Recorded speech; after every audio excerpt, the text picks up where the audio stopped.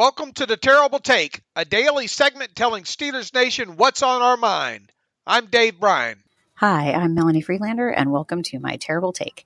Coming at you every Sunday, courtesy of Steelers Depot, and this week from an airport lounge, so I apologize for any background noise. When the Steelers limped into Lambeau Field with an array of groin injuries, some on the mend, an upset victory didn't seem likely. But the Pittsburgh players didn't seem to know that, as the offense scored a first-quarter TD in who knows how long, and then the defense forced the Packers to punt on the next set of downs.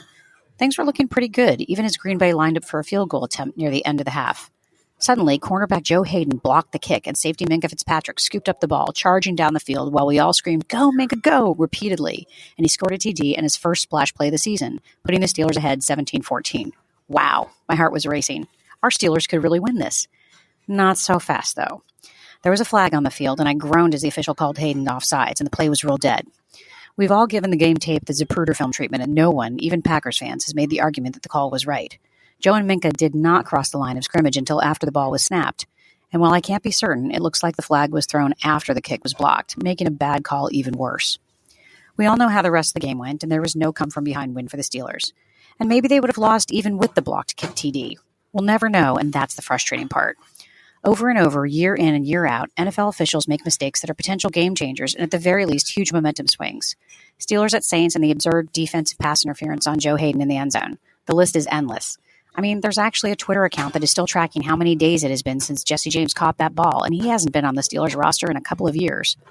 When it comes to bad officiating, the Steelers aren't getting singled out. Every team gets bad calls. Ask any fan from any team in the NFL, and they'll give you their list of the ones that hurt the most.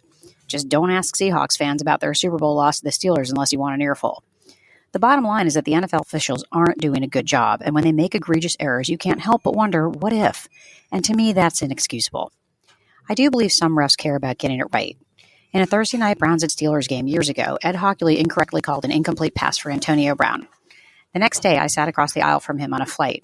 He reviewed the play on his laptop multiple times, I assumed to learn from his error.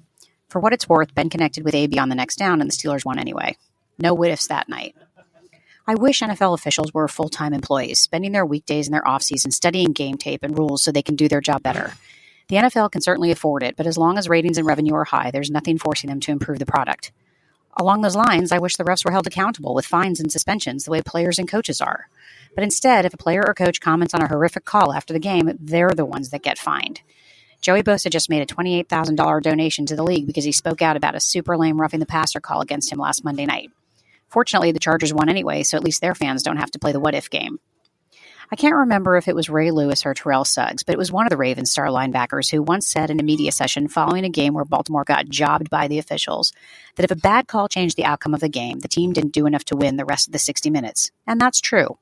A team shouldn't let a mistake by a referee cost them the win. That doesn't change the fact that robbing fans of plays like Minkah's TD takes the fun out of the game. And isn't entertainment the whole point of the NFL? I mean, other than profits and gambling, right?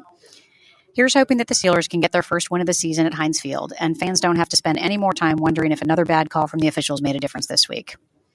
Thanks for listening to my take. Please follow me on Twitter @GirlSurgeon.